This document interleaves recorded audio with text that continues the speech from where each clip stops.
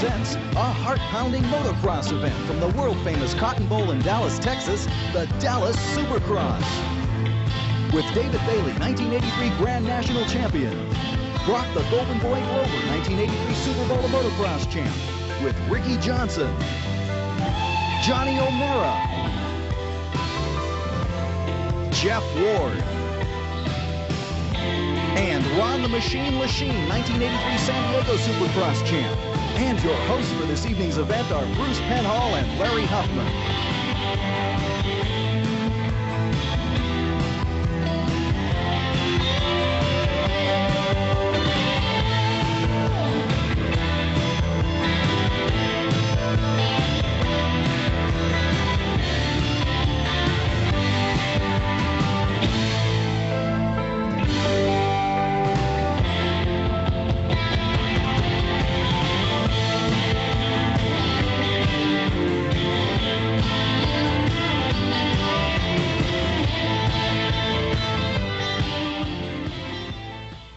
Hello, I'm Bruce Penhall at the Cotton Bowl in Dallas, Texas. The 1984 Dallas Supercross is one of the most grueling motocross events in history. With its dangerous hairpin turns, its thrilling jumps, seizing the moment is no less important than being in perfect condition.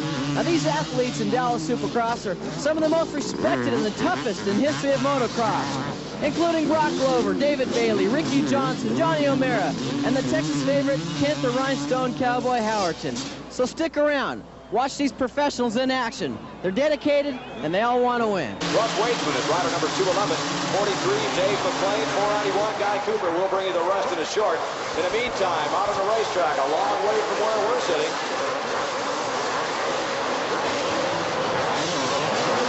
Russ Waitsman, the number 1 position. Waitsman is out in front. Jeff Frizz, number 117 from Florida. In 3rd place, Mark Barnett, the bomber. And Keith Bowen running in 4th, and 5th is Johnny O'Mara. 6th place is Dave McClain. 7th, the Hurricane Bob Hanna. Jeff Hicks in 8th. In 9th, rider number 41. Kehoe, Aaron Kehoe. There goes Mark Barnett on the inside. He found a line around that big sweeper under the tunnel, under Miller Mountain, and Barnett takes over the lead. There goes Bob Hanna. He's moving up through the back. Hanna now running in the number 6 position.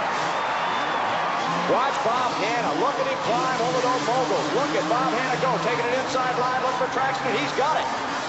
Hanna moves into 5th. Takes an inside line. That's interesting. Hanna passes one more. Hanna moves up to the number 4 position. It's still Mark Barnett in front. Johnny O'Mara 2nd. Waitsman now dropping back to 3rd. Bob Hanna 4th. In 5th is Bowen.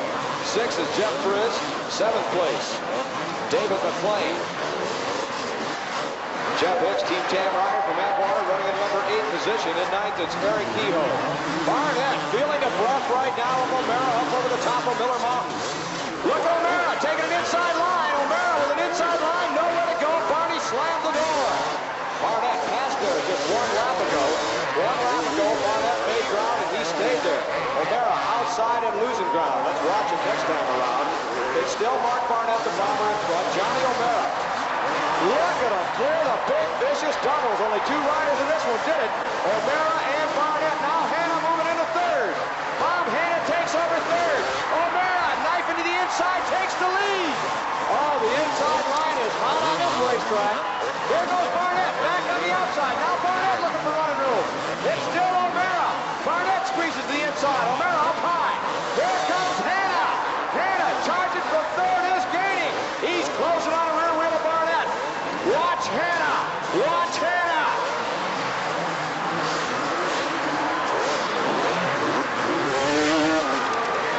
Watch O'Mara. Let's see if he moves to that inside line, because this is a hot and a fast one. No, he stays outside. Here comes Barnett. Now O'Mara cuts across.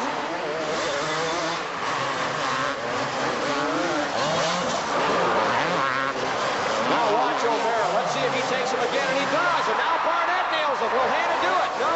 Hanna's not going for the doubles. Hanna riding with 2 broken toes. He suffered last week in the outdoor national. O'Mara again to the outside, inside. Barnett switches lines now. He dives to the inside, as does Hanna through the vicious moguls in the infield. O'Mara opening up about a 5-bike length lead over Mark Barnett running in second, Bob Hanna third, Keith Bowen fourth. In fifth is still Russ Wageman. Sixth place, Jeff Grizz. Jeff Hicks has moved up to the number 7 position. Dave McLean now running 8th and 9th is still Eric Kehoe.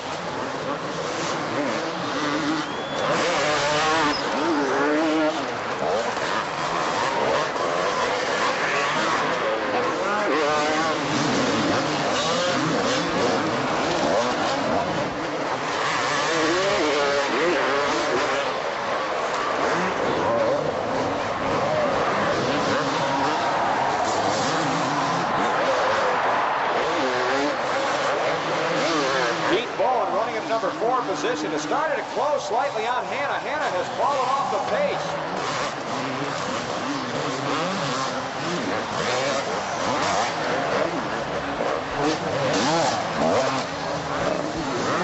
7 riders in the top 7 places go into the semi-event. If you're an 8th in Vienna, you have to go to the quarterfinals. We'll explain that format to you a little bit later. Johnny O'Mara opening up a huge lead. He's starting to run away with this one. It's still Barnett running second. And Hanna third. Hanna has dropped slightly off the pace. Keith Bowen, number 68, young Yamaha rider out of Pontiac, Michigan, now running in the number 4 position. He has closed on Hanna. In fifth, number 211 is still Russ Wageman. Sixth place is Jeff Hicks. Seventh is Jeff Grizz. And eighth is Dave McLean. In ninth, Eric Kehoe looking to take over that number 8 position, but only 7 count in this one. 7 going to the semi.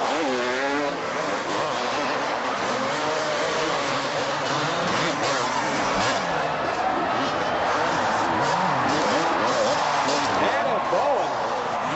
Hanna slid out, Bowen got by him, but Hanna right back on top of him, and Hanna back into that number 3 position. Interesting to note, just 1 week ago, Hangtown, 250cc Nationals, Hanna getting a 14th place start off the line, worked his way up, past the leader, and that leader was Keith Bowen, the man currently running in 4th. 2 corners later, Bowen taking Hanna out to the max, putting through a fence. That ended Hanna's racing for that photo. I wonder if that's running through this young rider's mind right now. Does he want to take a chance going around Hanna? Hanna owes him one.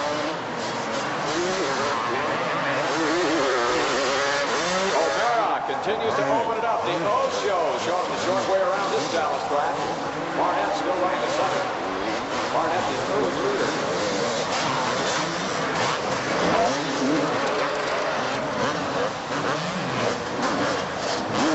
Here's Hanna still third. Bowen dropping back about 4 minutes, 5 bike lengths off the pace of Bob Hanna. He seems to be watching Hanna's line. Bowen could be setting Hanna up for a last lap charge. He could try to get by Hanna on the last lap when it would be too late for Hanna to do anything about it. We'll watch it. Here's Barnett across the top of Miller Mountain. He's in second. Here comes Hanna in third. Now Keith Bowen in 4th. It's still Wageman running 5th. At 6th, Jeff Hicks. Battle for the 7th place. Now McLean goes down. McLean is down. 7th is Jeff Grizz. 8th place, Eric Kehoe. 7 riders going into the semi.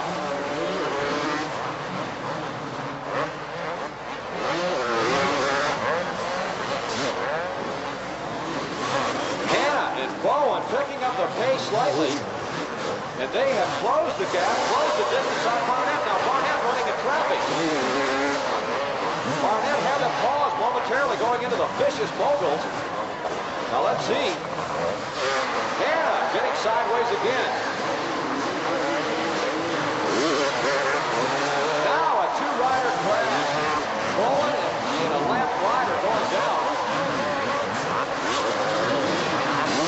1 lap to go. Can he do it? Hanna definitely on the move. He's on the charge. Watch Hanna. Watch Barnett. Barnett running in second. Hanna in third. Hanna's on the gas. Hanna charging from the number 3 position. Oh, he'd like to pass Barnett. He'd like to position Barnett right now. Let's see if Hanna will take the doubles this time. No. Barnett knew he was coming. Barnett backed him. Hanna backing off the pace. Now less than half a lap to go. Barnett looked over his shoulder and said, "You want me, come get me. You're going to have to ride harder than that."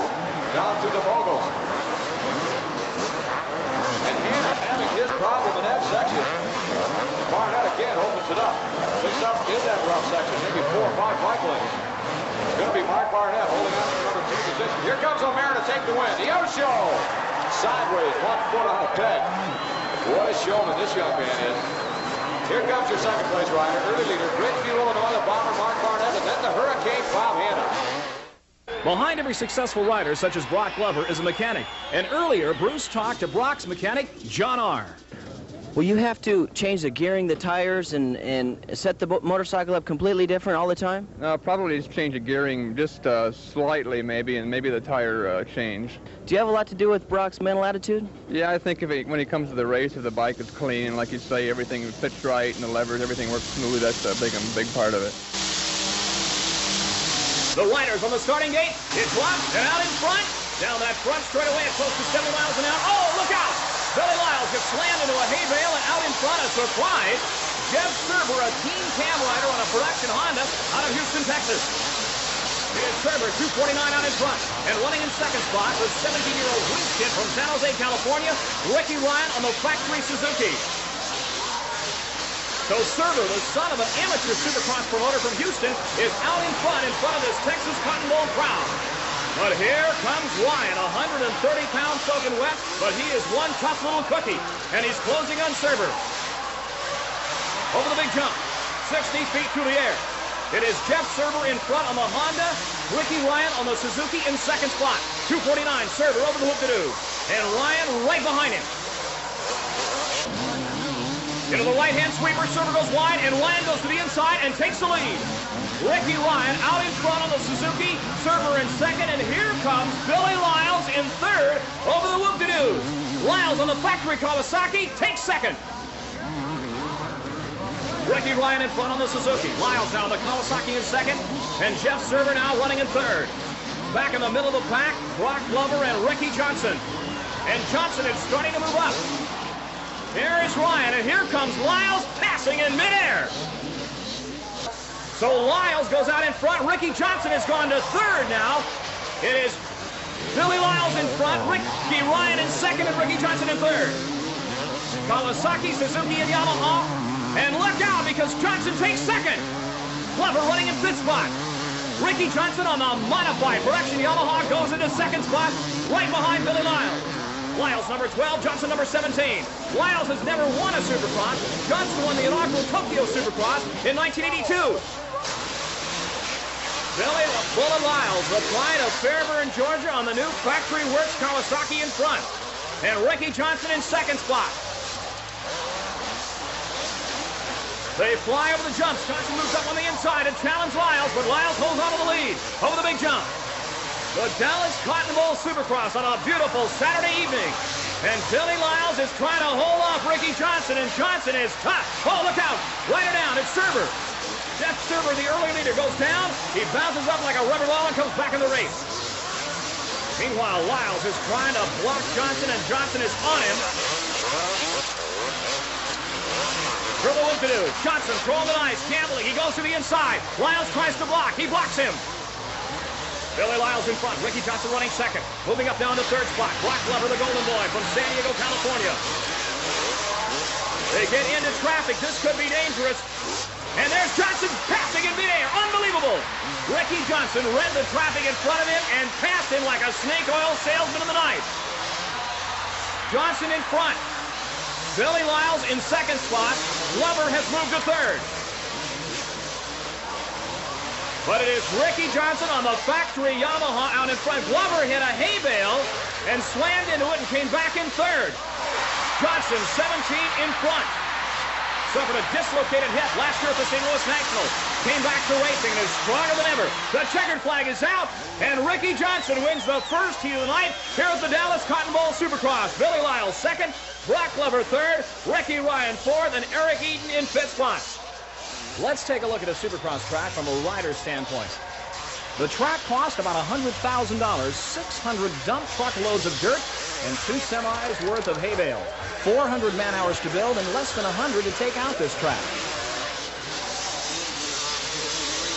Then through the tunnel they go, and then out to the right-hand turn, a high bank right-hand turn, another series of stutter bumps. It's about 3-foot-high jumps designed to throw the rider off the bike and to work the bike suspension. then a high-speed straightaway where they reach speeds of close to 70 miles an hour, into a 6-foot-high banking, and then into a series of what they call rockers. Short, very, very difficult stutter bumps. Machine jarring the rider up and down. A right-hand turn, then over a 6-foot jump, then a smaller jump, then another series of stutter bumps.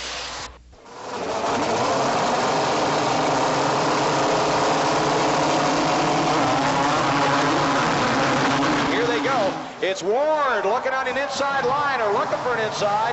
Now Lechine on the inside. Ward looks set to take that inside. Ward hit from behind is down. Ward smashed into from behind, goes down. He has got a lot of work to do. His work cut out for him as Lechine. Ron Lechine blasting into that lead. It looked like Ward was going to have a clear-cut lead, but then Lechine out of nowhere, and Ward being smashed by the rear wheel by a slower rider, actually, and he has got his problem.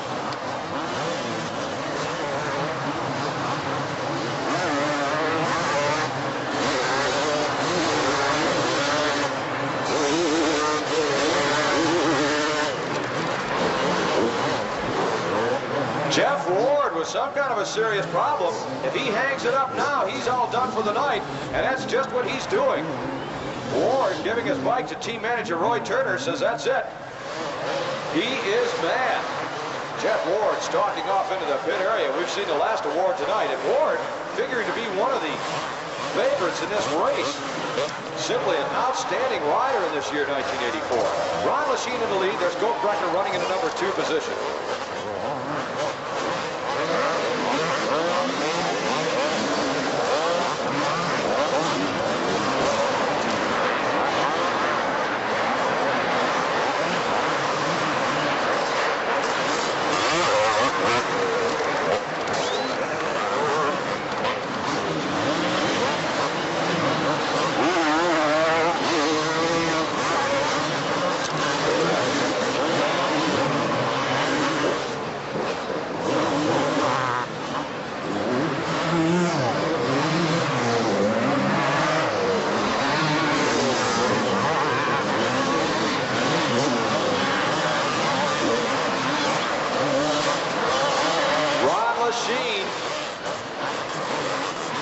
Young Honda rider. Last year he was the Rookie of the Year.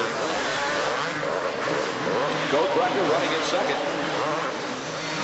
Clint Hardy, rider number 30, has moved up to the number 3 position.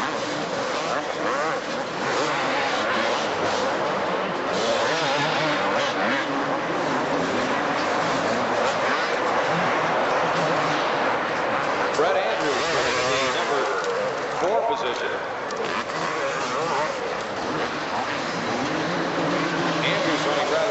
Fifth position. John Kidhart running in 4th.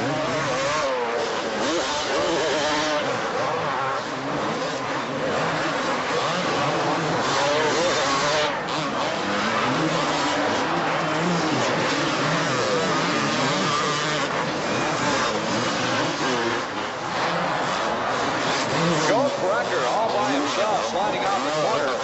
And Brecker now dropping back a position or 2. If he doesn't get started, he'll drop back more than that. Brecker back to 3rd. Harding moving into 2nd.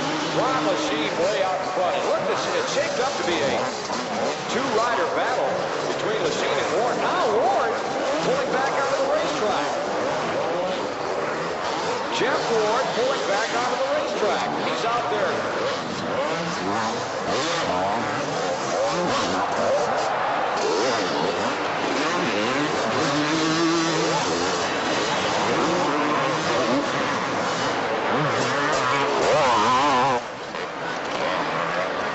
Jeff Ward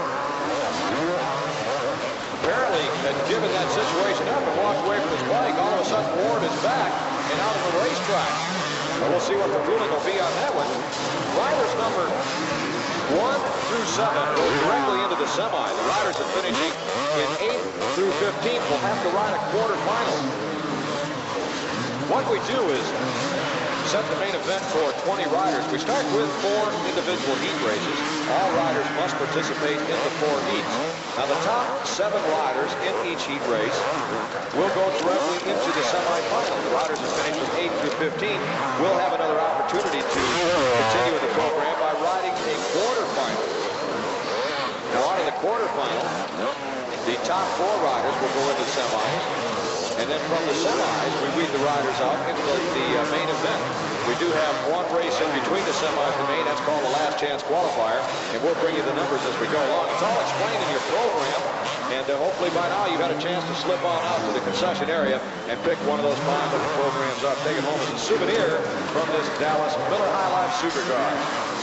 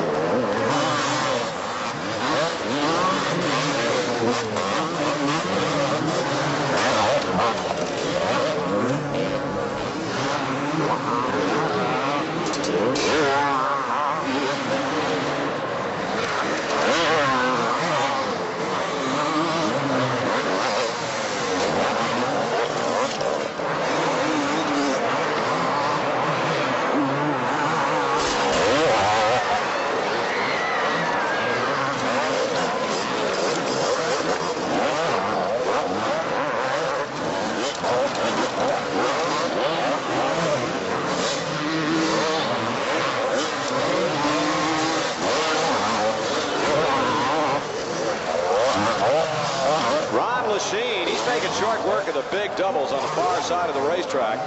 2 riders tonight, or 3 rather, have been double jumping 2 sets of them. Ricky Johnson did it, Brock Glover, and now Ron Lechine is doing it.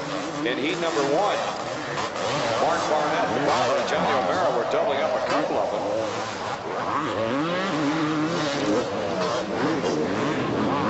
Ron Lechine looks just about to be the freshest rider out there in terms of clearing those doubles. He could be a factor in this main event tonight. He's a strong young rider, riding Team Yamaha, Team Honda in 1983, riding Team Yamaha, becoming the Rookie of the Year.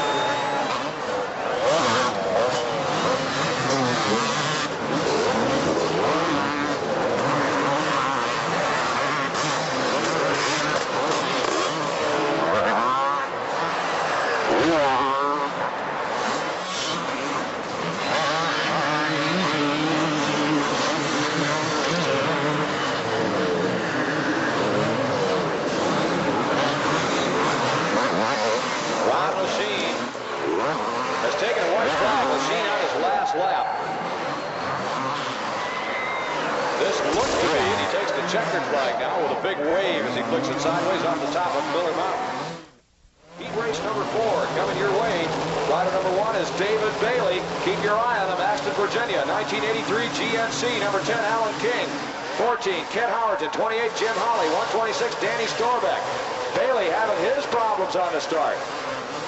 He's back in a number 4 position. He got it straightened out and away he went. Rod Smith, number 34, taking a hole shot. Here comes Bailey, squirting into second. Watch Bailey. Bailey has got the lines on his track dial. Look at that. Bailey already into the lead. Rod Smith running second. Third place is Jim Holly, Danny Storbeck in 4th, Ken Howerton in 5th. Alan King running back in 6th. In 7th is Steve Pate. Chris Heiser running 8th.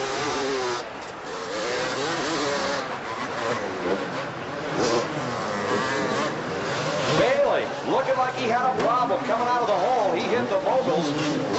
Moving moving back into the number 4 position, but inside a quarter of a lap, Bailey moved into the lead. Now Howerton moving into 3rd. Ken Howerton into 3rd. The Rhinestone Cowboy coming out of San Antonio. Howerton looking to take over 2nd. Watch Howerton. He says, I don't like Supercross, but he's sure ripping this one apart tonight. Jim Holley in 2nd, Howerton 3rd. Ron Smith 4th, Alan King now up to 5th. Steve Pate, rider number 76, running back in the number 6 position. And King goes by Smith in the number 4 position. Bailey jetting away with this one. Look at Bailey go. Bailey in the lead now. Howerton again, challenging Holley. The Rhinestone Cowboy from San Antonio, Texas. Side by side, he's got a good line on the inside. Can he hold it? Can Howerton hold that line? Holley on the outside.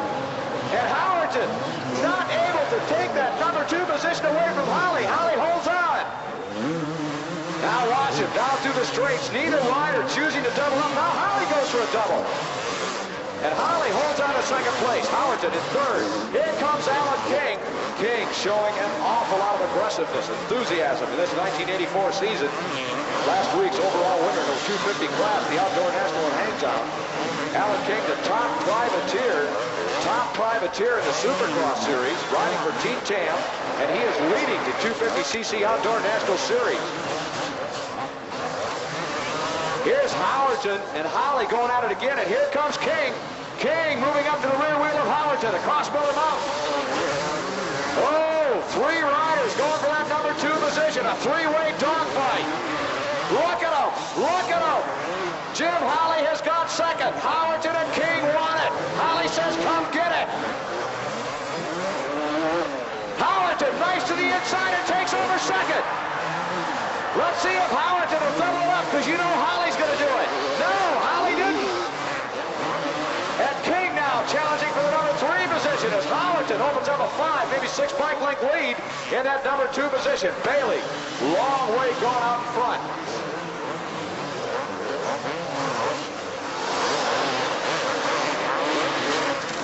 David Bailey is your leader. Ken Howerton, the Rhinestone Cowboy, many times a national champion. He did it for Husqvarna many years ago in the open class. Now Howerton riding a Kawasaki, looking for one more before he hangs it up. He says, I'd like to bang off a couple of wins in 1984. What I do in 85, I don't know. It depends on how I feel at the end of 84. This could be Howerton's last year. Alan King on the outside. That has not proven to be the best line around that corner, but Holley leaving the door open for King as he gets wide, but King not able to take advantage of it. It's still Bailey. Now, here comes King. King, Alan King from Team Tam moves into the number 3 position.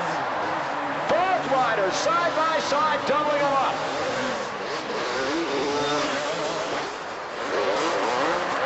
Holley moves back into 2nd as King gets squirrely. Correct that. Holley moving back into 3rd as King gets squirrely. I didn't get that part wrong. King across the moguls. Looked like he hit the front wheel, not quite where he wanted to hit it. The wheel started to slide sideways. King got back on the gas, almost lost it. Now King has his work cut out for him. He has to do it all over again. It's still David Bailey way out in front. Bailey now starting to lap slower riders. Ken Howerton, the Rhinestone Cowboys, San Antonio, Texas owned, running in 2nd. 3rd place, Jim Holley. 4th place, Alan King. Here we go. Let's watch them. They're providing all kinds of excitement down through the doubles. Here comes King. Let's see if they nail him again. And they do. Both of them. King on the inside, but nowhere to go. Yes. Oh, side by side, and King almost loses it again.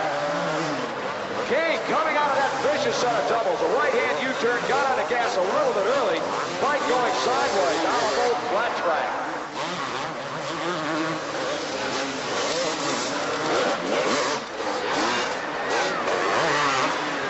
Watch King, watch King. King hits a hay bale. I'll tell you what, if it wasn't for bad luck, King wouldn't have any at all tonight.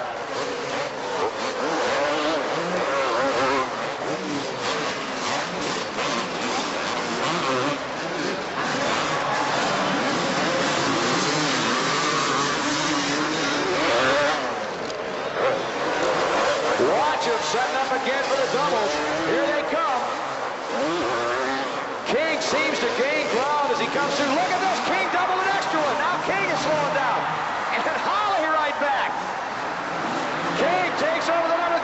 position. He'll cut down inside and try to hold it.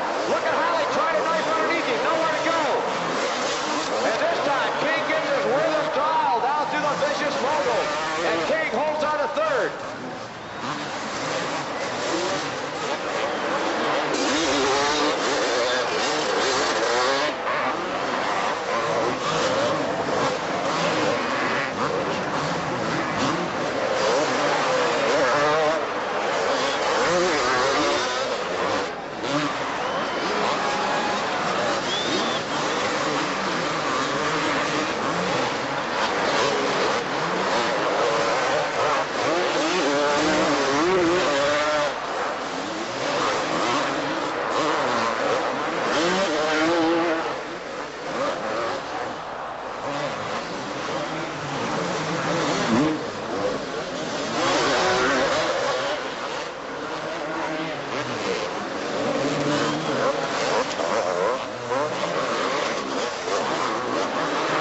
David Bailey takes the white flag off Miller Mountain last lap.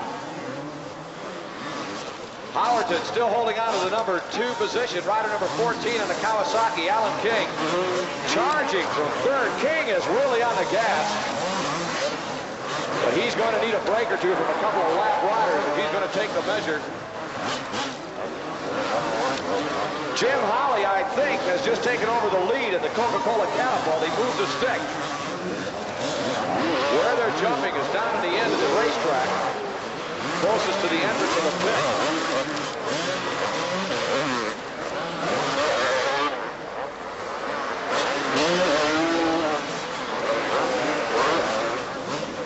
White flag is out, last lap action. Here comes Bailey.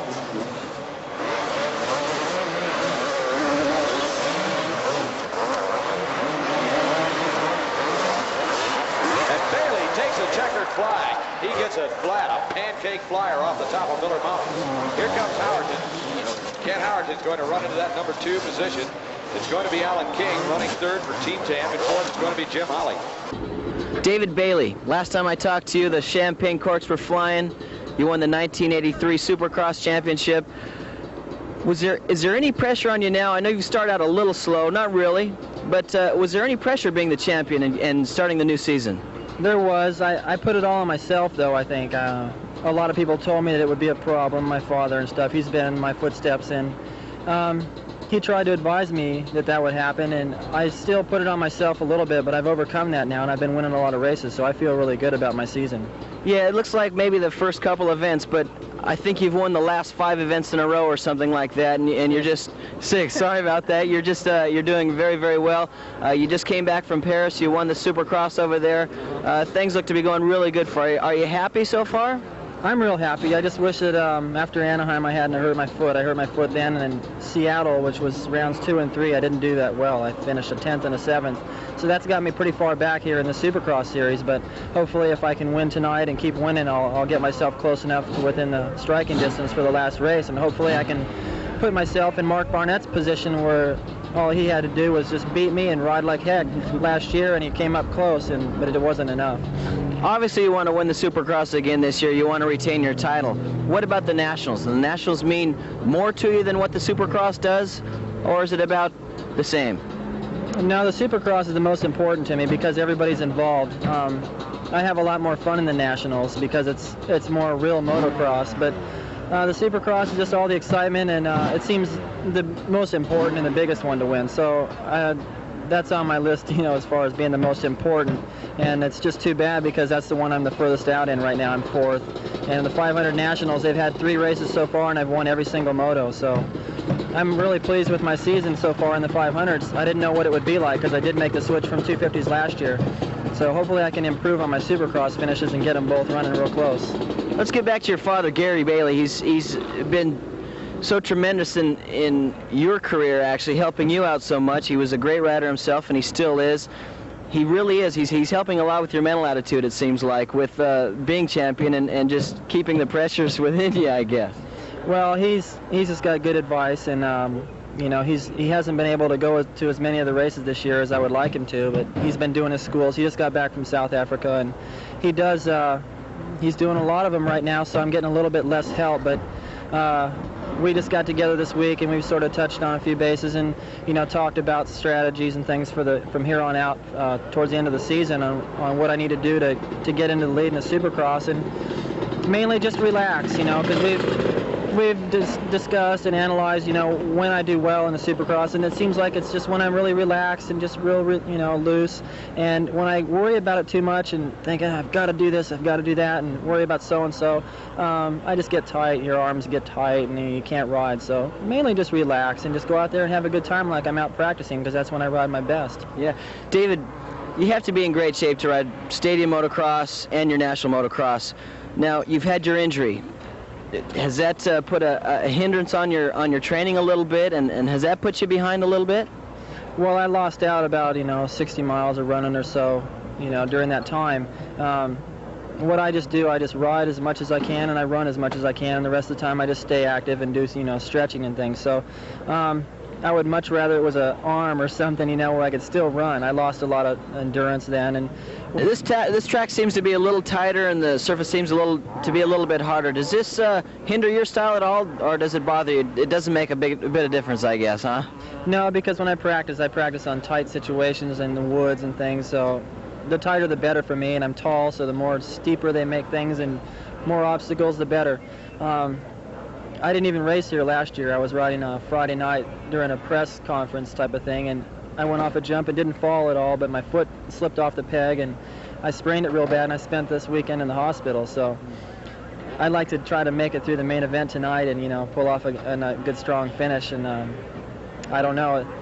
It seemed like the hard surface last year was the result, you know. I mean, that was what caused me to make the mistake. They've softened it up quite a bit, and the track looks pretty good. I haven't got a chance to ride on it yet, but I'm looking forward to it. Great. Best of luck to you, and keep that #1 on your back, huh? All right, thanks. We go now to the semi, and what a lineup it is. Number 5, Johnny O'Mara. 3, Brock Glover. Bob Hurricane Hanna. Mark the Bomber Barnett. They line up, and there goes the gate. Down the front straightaway. Who's got the whole shot? It looks like Hicks for 22. No. Glover slams into Hicks, drives into the outside, and takes the lead. Brock Glover, the golden boy of El Cajon, California, out in front, number 3. And a tangle back in the pack, and down goes Mark Barnett. And Barnett is down hard. The former Supercross champion could be out for the night. Meanwhile, out in front, Brock Glover setting a blistering pace over the giant jump. Glover is not accustomed to getting hole shots, but when he does, he's dangerous. It is Glover in front. Here's O'Mara going to second through the tunnel. Johnny O'Mara on the factory Honda has gone to second behind Glover and is putting the pressure on Glover. Brock Glover, the golden boy, out in front, the youngest national champion we've ever had. He was a 125 title holder when he was only 17 years old. Here's O'Mara, goes down. Oh, O'Mara slams into the second of a double jump and is down. He's up. Tries to get the bike started. He's back in the fray. Glover in front. Whiting and Hicks battling for second. Another rider down. It is 117, Jeff Frizz of Orlando, Florida. I guess you could say he's on the Frizz. Meanwhile, Brock Glover out in front, reading the track beautifully. His lines absolutely superb. Over him with the precision of a brain surgeon. Look at him go. Lands, puts the Yamaha just where he wants it. Here is number 12, Billy the Bullet Lyles. Gets a bad start, now moving up to the pack. Brock Glover in front. Ricky Johnson now starting to move up. It is number 3, Glover in front. Johnson now battling for second spot with Hicks and Whiting. Here's O'Mara back into the battle. Number 5, Johnny O'Mara, is fighting his way back up after going down earlier. And here is Johnson now going into second spot. Number 17, Ricky Johnson. So this could be a problem for Brock Glover as his teammate Ricky Johnson is putting the pressure on. There's Glover, number 3, and there's Johnson, number 17, as they go to the big jump. The white flag out. All Glover has to do is hold on for one more lap. 1 lap to go in this Dallas Cotton Bowl semi. And number 3, Glover, is trying to hold on with his fingernails. And here comes Johnson. Ricky Johnson almost slams into Glover. That woke Glover up. He knows now Johnson is gaining on him. The final lap, a half lap to go. Over the whoop-de-doos. You read him wrong, you're in trouble. And that's exactly what, look out, that's exactly what Glover did. He read it wrong, and Johnson takes over the lead, goes by Glover, and has got the lead. Oh, what a tough break for Brock Glover. Johnson's flying over the jump, and the crowd is happy about this. Ricky Johnson takes the lead in the final lap. The starter reaching for the checkered flag. Oh, look at that incredible sideways finish. The crowd loves it. So it is Johnson, Glover, O'Mara, and Jim Hollywood Hawley. Earlier, Jeff Ward in his heat race had some problems. Let's take a look back at that heat. Ward slams into the final jump of a series of whoop-de-doos and is down hard. He gets back up again and is down for 2 laps before coming back into it. Now, semi number 2, David Bailey, Ron Lachine, Ken Howerton, and Jeff Ward. Here's the start. They fly down the straightaway into the left-hand turn, wide enough for only 3. Scratching and clawing, and it is number 1, David Bailey, the Grand National Champion, coming out in front. Ron Lachine, number 7, also in the factory Honda in second spot. The Rhinestone Cowboy, Ken Howerton, in third. Bailey on the sweeper and over the jump. Beautiful style. He's out of Axton, Virginia. The son of Gary Bailey, a former motocross star of the early 70s, and he's taught his son well. Bailey out in front. Number 7, Ron Lachine in second. Ken Howerton, the Rhinestone Cowboy, third. And here comes Jeff Ward.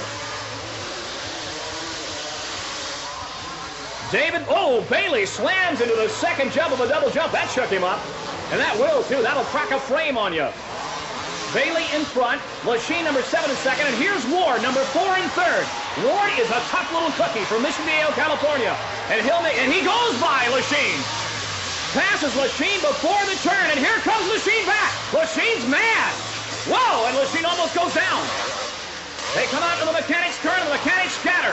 It is Lachine and Ward side by side, and handlebar to handlebar. Over the jump, Honda versus Kawasaki.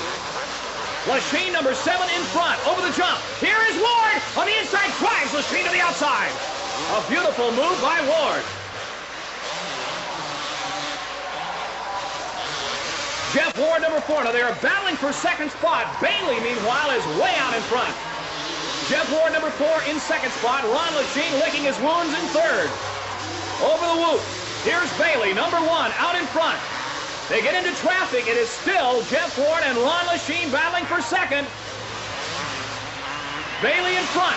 A big lead he's built up. Over the whoops, he's having fun. Meanwhile, back in second spot, Ward and Lachine are going at it hammer and tongs. Over the series of whoops. Jeff Ward holding on to second spot. Lachine trying to get back at him.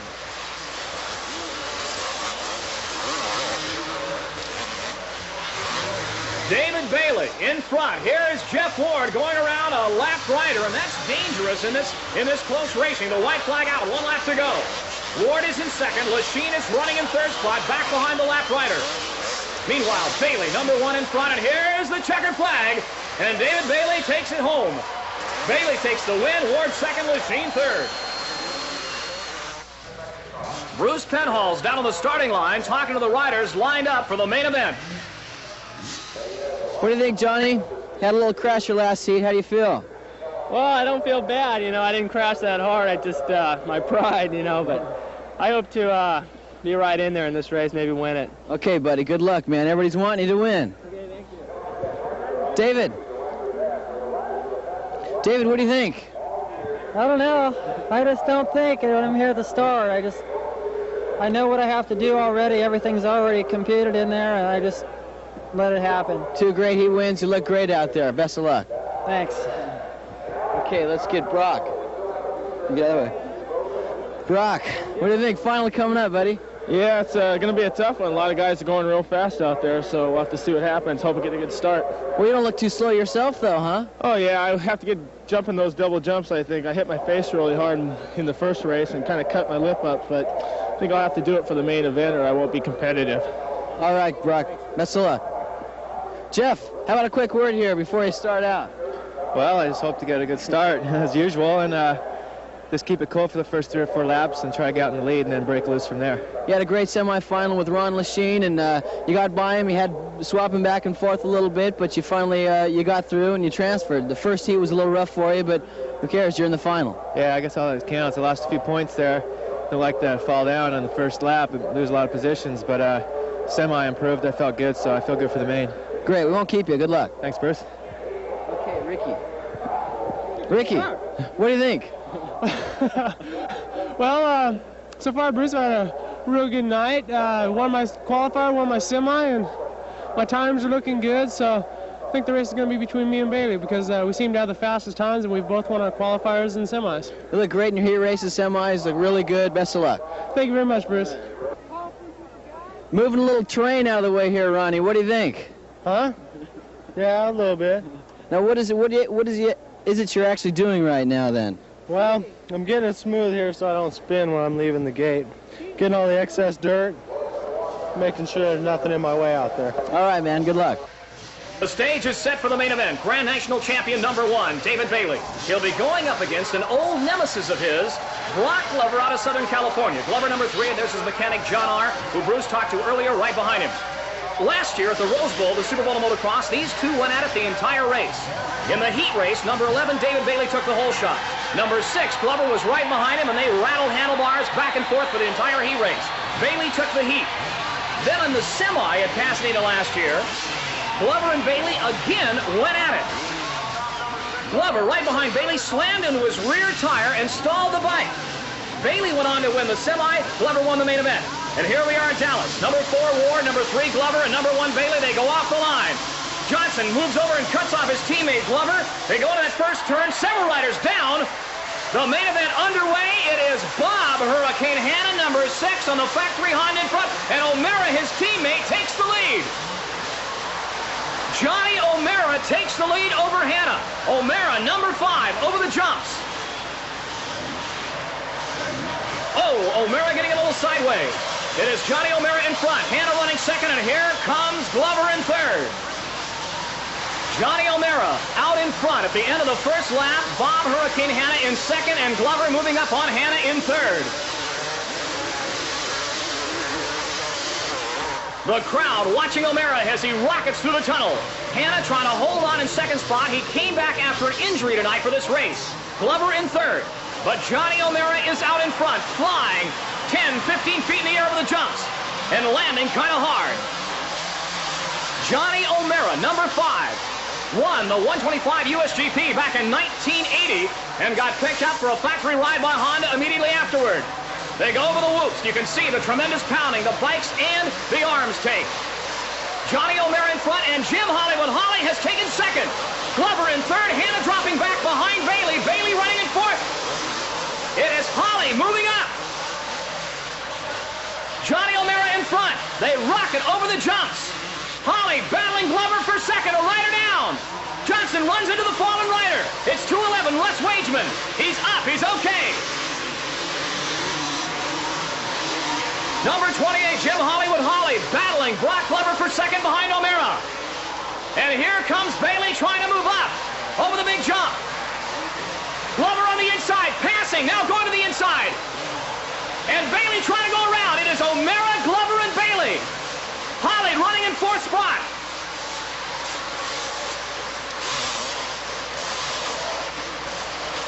Brock Glover trying to hold on to second. Bailey is putting the pressure on him. These guys are tough. They've got to be in top physical condition. Here's Glover to the outside, Bailey on the inside. Bailey comes back, Glover comes back. Oh, Bailey down, Glover down. Launching the bike into the stands, incredible. And Glover is furious. Bailey trying to get the bike started. Meanwhile, out in front it is Johnny O'Mara, completely oblivious of this unbelievable battle behind him. And Glover is going to take his bike out of the cheap seats to stay in the race. Oh, what a terrible break for Glover. So it is Johnny O'Mara in front. Ron Lachine now in second spot. Here is Ward passing Holly and Hanna. Only Toledo. Jeff Ward passes on the outside, then on the inside. Wow! Jeff Ward is moving up on the leader, Johnny O'Mara. Johnny O'Mara, #5, out in front. Here's second place, Ron Lachine, #7. And here comes Jeff Ward right behind him. They're into traffic, into lap riders. Over the big jump, Lachine, #7, in second spot. Ward, #4, in third. O'Mara, #5, is leading. Ricky Johnson has gone to fourth spot, but it is Ward trying to pass Lachine. Johnny O'Mara in front. This is the battle for second. Ward and Lachine. Ron Lachine, #7, Jeff Ward, #4. It is Honda versus Kawasaki over the jumps. And there's Ricky Johnson right behind him, hovering in fourth, trying to get close enough to pounce. Your leader is Johnny O'Mara, but Jeff Ward and Ron Lechine are battling for second. Here's Ward on the outside. Lechine shuts the door on him. They go over the jumps. Ward hammering at Lechine. Ward to the inside, over the big jump. Ward and Lechine battling for second spot. Johnny O'Mara in front. Lechine trying to block Ward. Ward on the inside, looking for a hole. And he's got it. No, Lechine blocks him beautifully.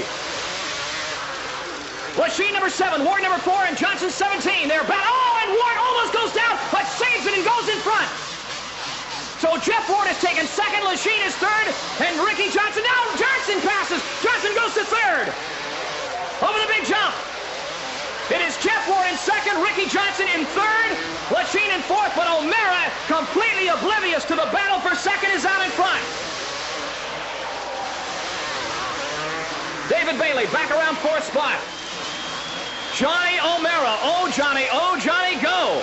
In front, he waves to the crowd. The checkered flag comes out. A sideways shot of Johnny O'Mara. Ricky Johnson second, Jeff Ward third. Let's go down to the field for Bruce with the interview with Johnny O'Mara. Johnny O'Mara, great win today in the Cotton Bowl. What do you think? Sure, it just feels great. You know, I've won a few times this year, and it just keeps on getting better and better. You know, I was watching the start. You didn't actually make a great start to the first corner, but you came out of the first corner first. You know, it was just, I think it was being in the right place at the right time. Yeah, I had a choice of going outside or inside. I figured, since the start is so tight, that I would have a better shot on the inside, just basically stopping right on the pivot point, and everyone would drift wide. It just worked perfect. Supercross is directed by Edward Lapel. This has been a Recreation Network Sports Special. Executive producer Tom Tatum. Promotional consideration provided by Continental Airlines.